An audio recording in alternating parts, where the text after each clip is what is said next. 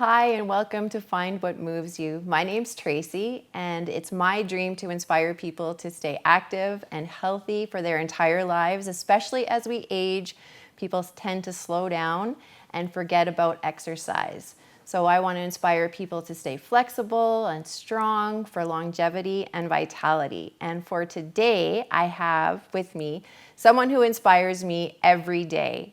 And his name is Mr. Mark Kuznier. And thank you so much, Mark, for joining me today. Not a problem. My very first guest, a little bit excited, a little bit nervous. So I'm really interested in what you have to tell us today. I know a lot of your story, but I know that a lot of people will be really inspired by you. So if you would like to just share a little bit about your story right from the beginning, where it started. All right. My name is Mark Kuznier, as you know. I started my journey 9-ish years ago. Back about, 9 years ago, I was over 300 pounds. I weighed 318 pounds was my heaviest. And after my marriage broke up, I was not eating properly. I wasn't doing anything.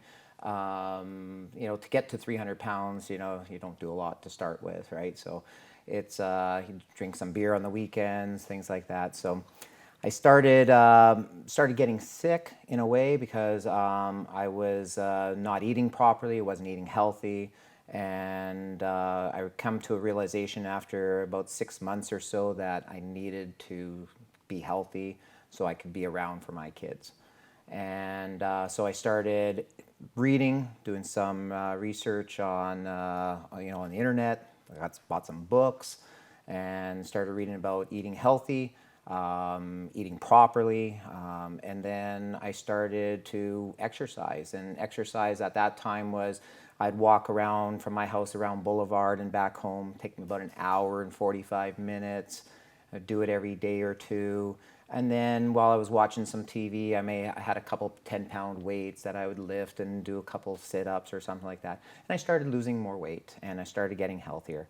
And then I decided that walking around Boulevard for an hour and 45 minutes takes too long. I got too many things to do. I got stuff that I got to be You're at. an energetic guy. You need to keep things moving quickly. Yeah, so I decided I'm going to start running.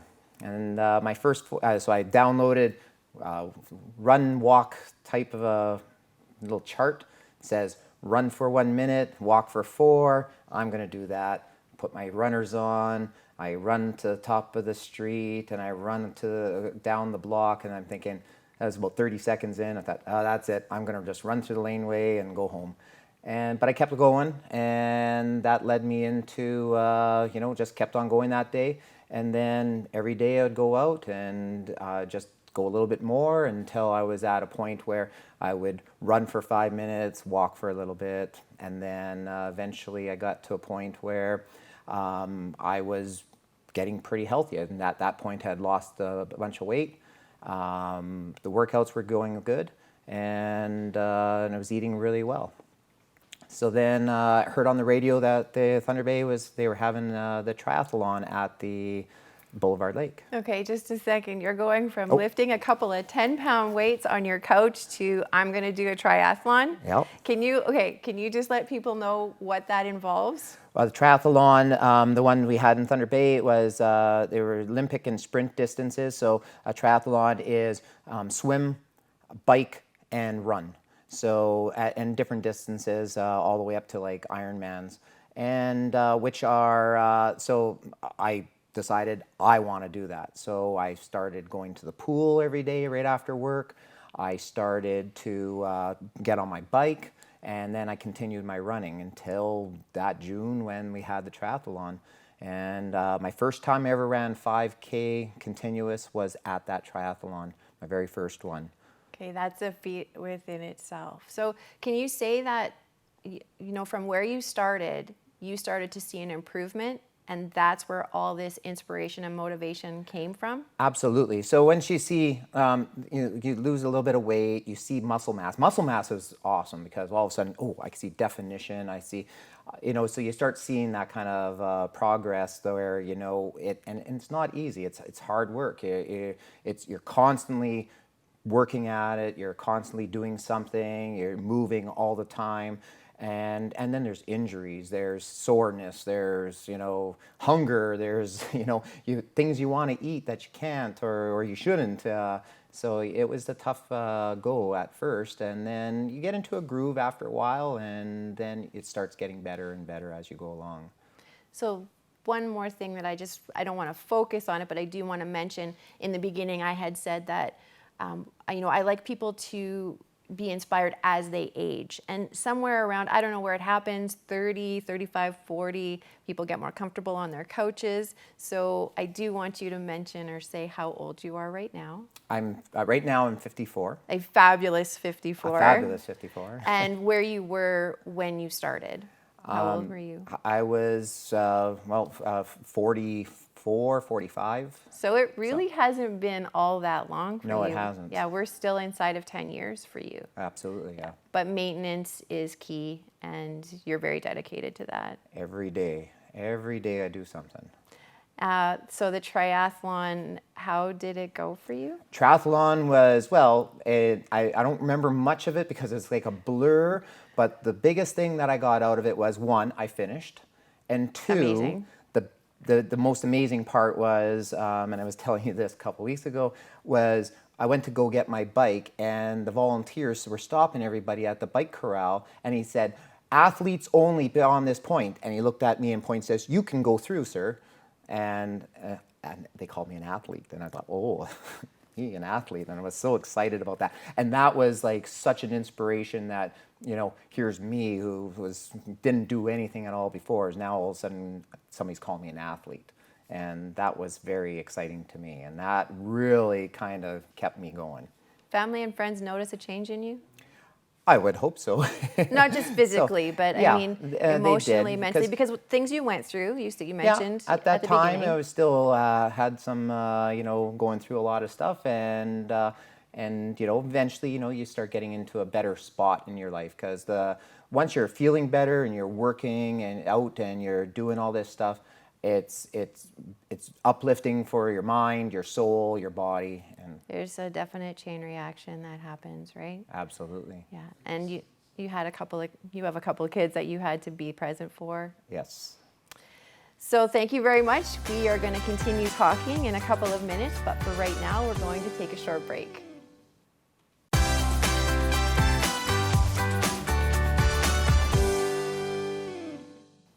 We're back with Mark Kuznier talking about his journey to wellness, and we just finished talking about you finishing a triathlon. And now I know, because we are friends, that you've done quite a few things since. So what I would like to know is, did that triathlon give you the bug for everything you've done since? Yeah. Since the triathlon, after that, I continued my running. Not so much your biking and swimming, especially when winter came along, but I continued all the way through winter. Kept running. At that time, I was probably running 3-4 times a week. At that point, I started upping my mileage and everything.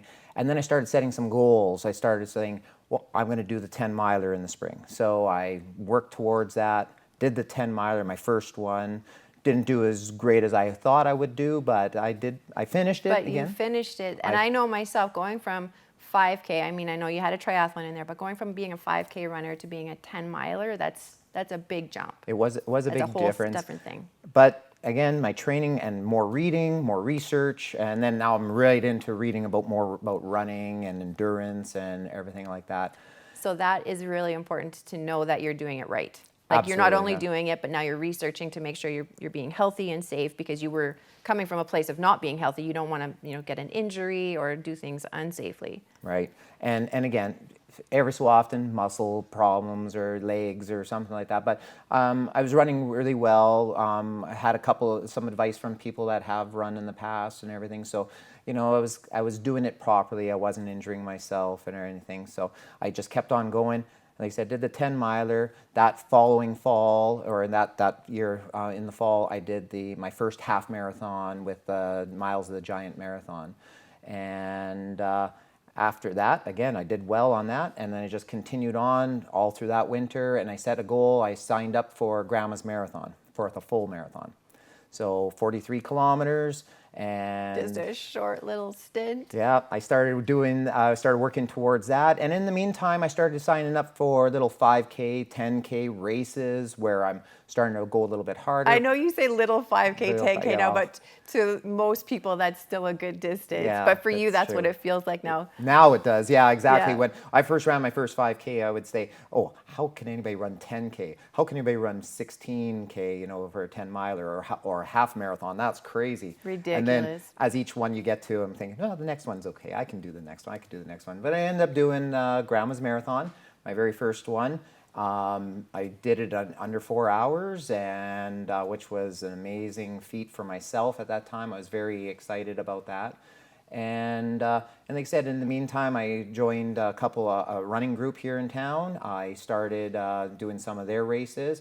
There was a couple like the Muds and Suds and the mud race out at the old fort, and started getting more and more involved with all kinds of races in Thunder Bay. Finding community when you're doing something like this can be huge too. Something that I've learned really recently, that being involved, it adds the fun. It keeps the fun in it. So yes, you're obviously a competitive person. Maybe you discovered that through this, but you also have to keep the fun in it too, which I know you're excellent at doing. So joining groups, just being involved and trying to be part of the community, that running community. I kind of really started focusing more on running at that point, and because I wanted to do better. So now that I had a benchmark of what my marathon time was, what my half marathon time was, what my 10 and 5K, I wanted to do better. And then some of the races you got into, all of a sudden, oh, I finished second, I finished third, or I finished first. You know, when you win a gold medal at a race, you know, it's pretty impressive when you podium, because that's an earned medal.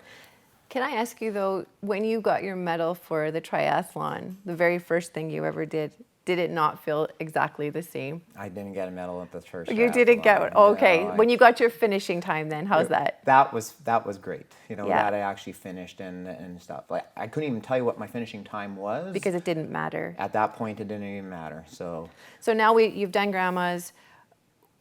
Where are you in your journey at this time? Like, from start to finish, are you where you're at now, or are you halfway through? You're never halfway through. At that time though. At that time? Yeah. That's hard to say. You're still at that point. I had probably took off about 150 pounds. That's pretty significant. I started working out at the gym because started needing different muscle groups and everything. After my first marathon, I could barely walk for the first 5 days. So then after Heard that. Yeah. And then after that, I started working out at the gym, working at and doing muscle groups and everything else, kind of learning more as I went along. So then when I did my second marathon, I was good to go within a day. And I take that with all the exercise and work that I was doing up to that point. Yeah, the running isn't just about, one foot in front of the other. You have to have good muscle strength as well. Absolutely. And working out all the time is, not all the time, but working out towards that goal is important too. So there's something I do want to ask you about that you do every year, and that's your birthday run. Yeah, it's my birthday run. So, yeah. So when I was, the year I turned 47, I decided I'm going to run 1 kilometer for each year that I am. So I ran my first year, I ran 47 kilometers on my birthday. And it started out from my house up and around Boulevard, out Lakeshore Drive, turned around at the halfway point, came back. Took me that first year about 6.5 hours, so it was quite a journey. My daughter drove out, brought me some extra water, and and I finished that off. And it's a tradition that I've continued since then. So this year, on my birthday, I ran 54 kilometers. I think I might have been there to see you do you that. were. You and Catherine came out and joined me for a little bit of a run, and then the dog came out and ran with us. So, yeah, and that's inspiration for us too. Yeah. It was great. It was fun to run with people on my birthday run. A lot of times people just honk and drive by, and but and it was good. So, and that's something somebody asked me one day. Says, "Were you going to do this when you're 80?" And I said, "Absolutely." Fantastic. I'll come out for that one too. Well, 79, 78, whatever it is that you're doing. The other thing I wanted to ask you about was that streak. You had a bit of a running I streak for did. going for a while during COVID. When COVID started, I started a running streak, which is run every single day, minimum 2 kilometers. My minimum was 7.5 kilometers. My lowest one was that year was in 6 kilometers, but I ended up at 550 days or 525 days, sorry. And I actually ended my streak because I was about to do the Quebec half marathon, and I needed a couple rest days just to kind of recuperate before I ran that race. Good thinking. Yeah. I'm sure it helped you do well in that race too. And since then, it's probably only maybe 30 days that I haven't run in the last year and a half. So Okay, we're going to take another short break and we'll be back with Mark in just a minute.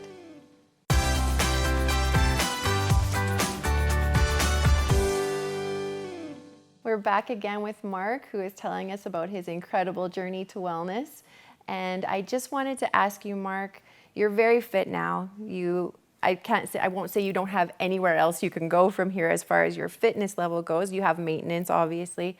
But what are some of the things that you're doing that you're involved with? I'm going to say that probably would shock Mark of 10 years ago to know. Well, first of all, in the last few years, 4 years ago, the gym I was going to asked me if I would be interested in becoming a personal trainer, and which I have done. How did that feel for the Mark inside? It was amazing because, like if somebody that is in the wellness and fitness business comes and approaches you and says, hey, we like you, we like your energy, we like your abilities and everything, and we think you'd do a great job at training other people, that made me feel really good. Yeah. So I'm continuing to do that, and I've joined over the years. We've got a couple of groups that I'm part of. The Meter Eaters, which is a running group, which we have races we put on. We run weekly runs around Boulevard. We do some training for that. And just because this is about getting people moving, I wouldn't mind you mentioning that all fitness levels are welcome. I guess I just said it for you. That's right. All fitness levels are always welcome. We and as you know, like sometimes we're running fast, sometimes there's people that run slower. So we try to keep the groups together. At last night, I ran with somebody that wasn't as quick as some of the other people. Just to make sure they weren't running alone by themselves. Okay, so this is where I get to talk about you for a second, because I've been one of those people on your run before where maybe I needed some pumping up or some inspiration. I know you won't say this part, so I'm going to say it for you. You are incredible at inspiring others who are maybe not as strong or have just come to the group or have a long way to go on their journey. You're always willing to run with them, talk to them, or give them the, come on, you can do it. So any other groups that you want to talk about? Yep, Northern Trail Runners is, I joined a trail group a few years ago where we run on the trails, mostly around the Shunya Mines, Centennial, Trowbridge areas. We have some other areas planned. So trail running is a great in between, if you're running a marathon or doing your workouts, it's really good cross training, and I find it very relaxing because with trail running, we go out and we run with the group. We get to where the trails split, and we wait for everybody to catch up. We chat, we talk. It's very social. That's my favorite part, where we stop and chat. Fight off the mosquitoes right now, but and it's really great to be part of that. And there's no cost for that group. No cost for that group, or the Meter Eaters. It's a minimal charge to it for memberships, but it's a great way of being out there with the people and being part of that. And if you've got competitiveness in you, it's great to get out and run a race sometimes and be part of that. My biggest thing right now, and I've learned this over the last couple of years, especially since the pandemic and my run streak and everything, is that community, is that the people you run with, trying to inspire people, trying to help them reach their goals.